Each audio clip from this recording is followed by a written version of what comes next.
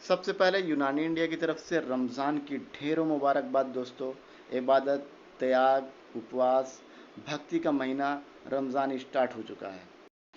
आइए जानते हैं कि रमज़ान में फिट हाइड्रेट रहने के लिए क्या किया जा सकता है। लॉकडाउन में ख़ुद को कैसे फिट रखें, गर्मी में डिहाइड्रेशन से कैसे बचें, सहरी, अफ्तार, डिनर में क्या ख़ास हो। इन सब क्वेश्चन के आंसर जानने के लिए पूरी वीडियो लास्ट तक देखना ना भूलें। रमज़ान इस्लामिक कैलेंडर का नवा महीना होता है। इस पूरे महीने इस्लाम के मानने वाले सूरज निकलने से सूरज के डूबने तक भूखे रहते हैं, जिसे रोज़ा, फास्टिंग या उपवास कहते हैं। इस उपवास के दरमियान कोई 10 से 12 घंटे अनाज और पानी नहीं ले जाता। रोज़ा रखने वाले यकीन रखते हैं कि फास्टिंग में रहना सिर्फ इन्हें भूखा प्यासा रहना नहीं है, बल्कि निगेटिव थॉट से दूरी, पेशेंस और भक्ति का मार्ग सिखाता है। सूरज के निकलने से पहले जो कुछ खाया पिया जाता है, इसे अरबी में सहूर कहते हैं और भारत पाकिस्तान में इसे सहरी कहते हैं। और सूरज के डूबने के बाद जो कुछ खाया पिया जाता है उसे इफ्तार कहते हैं। रमज़ान में क्या खाना चाहिए? रमज़ान में जो भी खाया जाए वो हाजिम हो, इजली डाइजेस्टिबल हो, लाइट फूड हो, फाइबर से भरपूर हो, प्रोटीन, कॉम्प्लेक्स कार्बोहाइड्रेट से भरपूर होना चाहिए।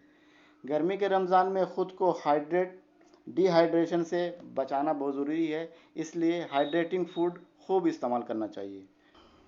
कॉमनली अफ्तार जो होता है वो फैमिली मेम्बर्स के साथ या लोकल कम्युनिटी के साथ होता है, लेकिन अब पॉलिटिकल अफ्तार का चलन भी आम होता जा रहा है। सहरी, अफ्तार और रात के खानों में बहुत तरह के पकवान बनते हैं और हर मुल्क में हर रीजन के हिसाब से अलग अलग खाने बनते हैं।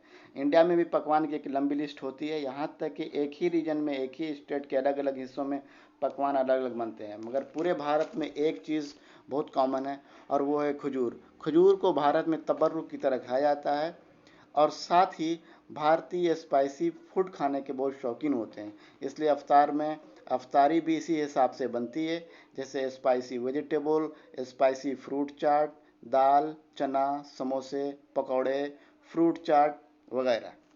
मगर इफ्तार में रूह अफ़ज़ा न हो तो फिर उस इफ्तार को इफ्तार नहीं समझा जाता। अब आइए बात करते हैं सूरज निकलने से पहले खाए जाने वाले खाने के बारे में, जिसे सहरी कहते हैं। सहरी में क्या खाना बेहतर होगा? सहरी में ऐसा खाना खाना चाहिए जिससे पूरा दिन बॉडी में एनर्जी मेंटेन रहे, बॉडी हाइड्रेट रहे और प्रोटीन से वो भरपूर हो। बॉडी को डिटॉक्स रखने के लिए रमज़ान एक आइडियल मंथ है। तो बॉडी डिटॉक्स करने के लिए हमें हेल्दी डाइट लेने की बहुत ज़रूरी है। हेल्दी डाइट के में आपको बैलेंस डाइट चाहिए। बैलेंस डाइट के लिए ज़रूरी है कि आपके खाने में 4 तरह की चीज़ों का होना बहुत ज़रूरी है। Number 1 veg and fruits, number 2 fish, chicken, meat, number 3 fat, cereals यानी दालें, नंबर 4 डेयरी प्रोडक्ट। बॉडी को हाइड्रेट रखने के लिए बेहतर है कि डिटॉक्स वाटर का यूज़ किया जाए, जैसे नींबू पानी।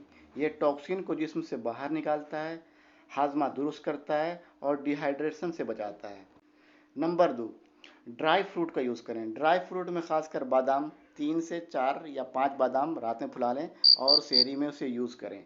नंबर 3 फल, चाहे कोई सा भी मौसमी फल हो उसको यूज़ में लाएँ, जैसे केला हुआ।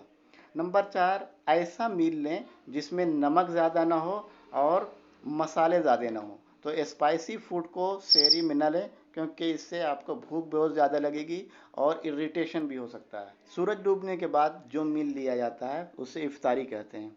इफ्तारी में बेहतर ये है कि इफ्तारी की शुरुआत लाइट फूड से की जाए, ज़्यादा हैवी डाइट नहीं हो। बेहतर ये है कि आप खजूर से शुरुआत करें या फिर शरबत से करें, लेकिन ये इतना ध्यान रखें कि पानी बहुत ज़्यादा इफ्तारी के टाइम शुरुआत में न पिएं। खजूर से शुरुआत करने का सबसे बड़ा फ़ायदा ये है कि क्योंकि एक लंबे समय से कई घंटों से कुछ खाया पिया नहीं होता है, इसलिए जिस्म में एनर्जी काफ़ी कम हो गई होती है। तो खजूर जो है नेचुरल शुगर प्रोवाइड करता है और ये इंस्टेंट आपको एनर्जी प्रोवाइड करता है।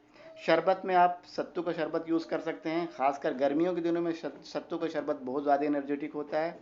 नारियल पानी ले सकते हैं, बेल का शरबत ले सकते हैं, रूह अफ़ज़ा, नींबू पानी या शिकंजी का इस्तेमाल कर सकते हैं। इसके बाद जो भी खाएं वो लाइट फूड होना चाहिए।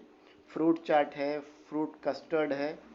रात का खाना सबसे ज़्यादा हैवी मील रात के खाने में ही होनी चाहिए। इसमें भरपूर मात्रा में प्रोटीन होनी चाहिए। ऐसा खाना खाएं जिसमें प्रोटीन फुल डाइट हो, या फिर आपके इलाके में जो भी चीज़ प्रोटीन फुल डाइट में आती हो, फूड में आता हो, उसका आप इस्तेमाल कर सकते हैं।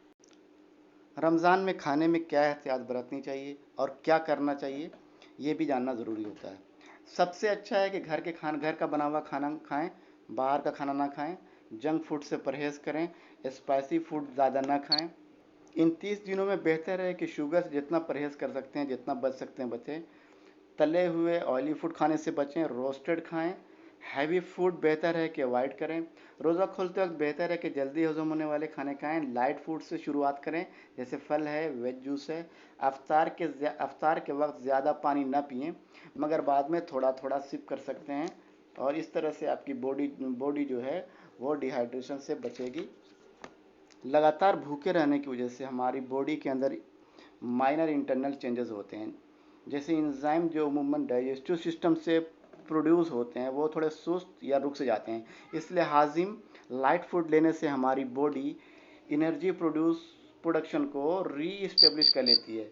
इसलिए मील में इंग्रेडिएंट जो होने चाहिए वो न्यूट्रिएंट रिच होने चाहिए, प्रोटीन होनी चाहिए उनमें, विटामिन्स मिनरल्स को अपनी ग़िज़ा का हिस्सा बनाएं। And last but not least, keep your self well hydrated. Thanks. अगर ये वीडियो फ्रेंड्स अच्छी लगी है तो इसे लाइक कीजिएगा, शेयर कीजिएगा।